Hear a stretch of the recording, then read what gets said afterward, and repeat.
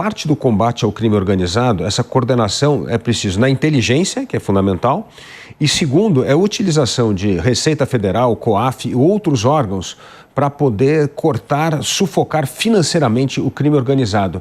Como que o senhor está desenhando essa cooperação entre governo federal, polícias estaduais no combate ao crime organizado? Primeiro, fundamental essa cooperação a partir de atividades como inteligência. A inteligência tem que ter, a política de inteligência nacional, ela tem que ser centralizada no governo federal. Eu digo, liderada pelo governo federal e privativa do presidente da República ou da União a legislação sobre a matéria.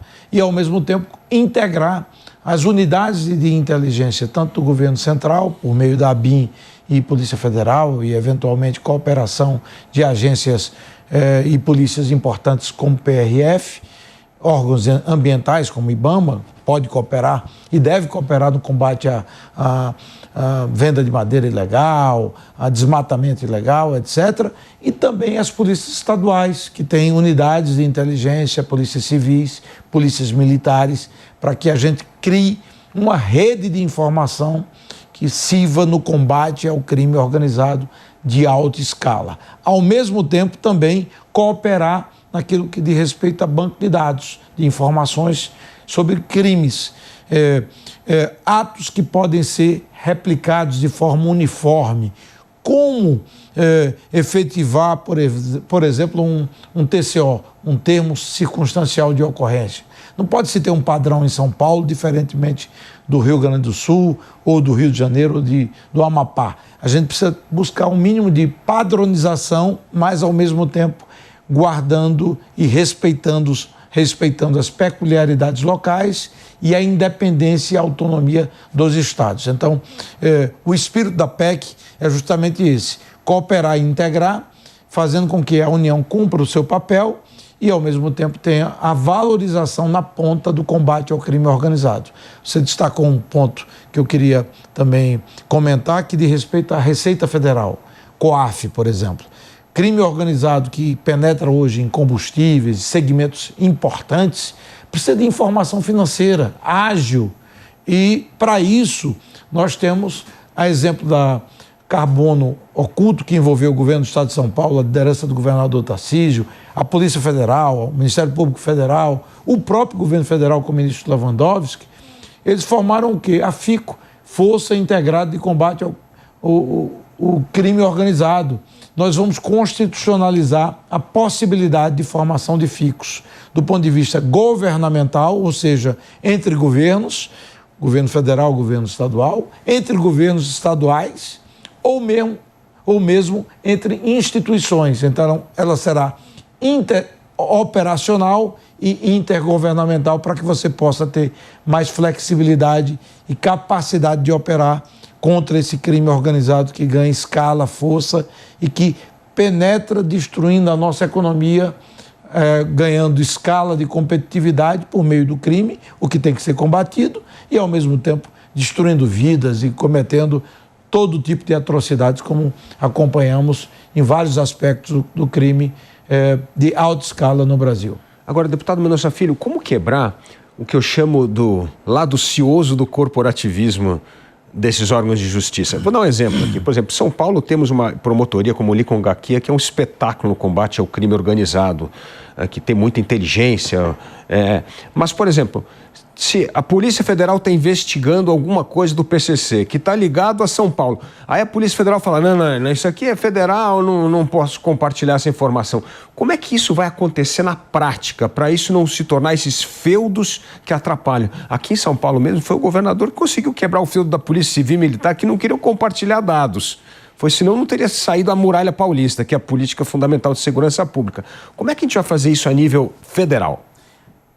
O Instituto da FICO, da Força Integrada de Combate ao Crime Organizado, essas forças-tarefas, elas têm essa capacidade, né, de você quebrar um pouco o emblema específico de o símbolo de uma organização, de uma instituição. Você precisa fazer com que a gente foque na atividade, foque na missão, e não fiquemos sempre focados exclusivamente apenas nas instituições e naquilo que elas representam. São importantes, mas elas não podem se bastar em si próprias ou em si mesmas.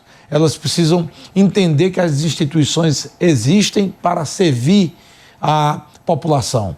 Eu acompanhei e fui visitar, não a minha área de paixão, eu sempre fui um cara que me dediquei muito à educação, mas eu procuro estudar e buscar experiências comparativas.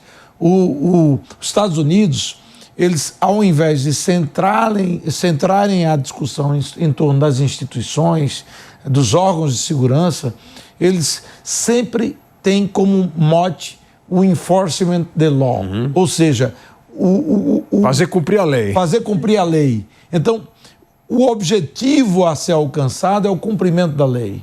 Os meios para você alcançar aquele objetivo são, naturalmente, você tem instituições fortes, ministérios públicos que atuem, polícias que funcionem, que possam combater a corrupção interna e tenham capacidade de responder à sociedade para que o enforcement the law possa ser alcançado. Então, a lógica no Brasil, e eu me afastei muito da discussão corporativa e disse desde o primeiro momento, quando o presidente Hugo me pediu para relatar a comissão, a PEC da 18 da Segurança Pública, ao lado do deputado Aloysio Mendes, que eu não faria jogo de corporações, eu faria o jogo da sociedade, que clama por segurança, que pede, que hoje está sitiada, tem territórios dominados, milhões e milhões de brasileiros hoje que não têm o direito de ir e vir livremente, que não pode ir a um posto de saúde, que não pode suprir um fornecimento de gás de cozinha, de internet ou ir num comércio sem interferência do crime organizado. Isso a gente não pode assistir passivamente e a gente tem a obrigação de oferecer respostas duras, fortes e efetivas para atender à expectativa da população brasileira. Agora, deputado, isso que o senhor acabou de falar é muito importante. Quer dizer, o fio condutor dessa PEC vai ser fazer cumprir a lei. Isso vai acabar com a impunidade, que é o problema central hoje da segurança pública. Exatamente. E para acabar com a impunidade, por exemplo, tem lógicas que são próprias do direito penal brasileiro e do processual penal. Por exemplo, a progressão de pena. No mundo externo, quando você fala, na Europa, nos Estados Unidos, falar em progressão de pena, ninguém entende.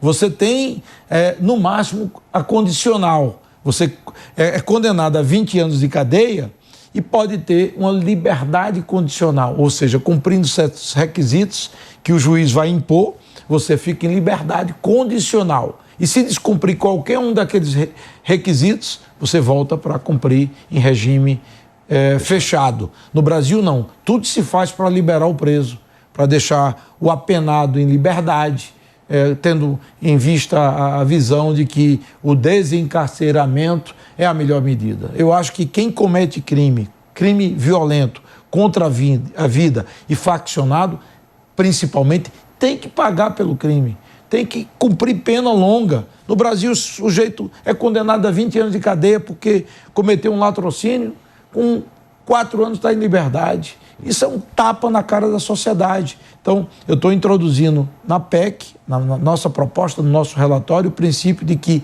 a progressão de regime para faccionado e líderes de organização faccionada pode ser 0.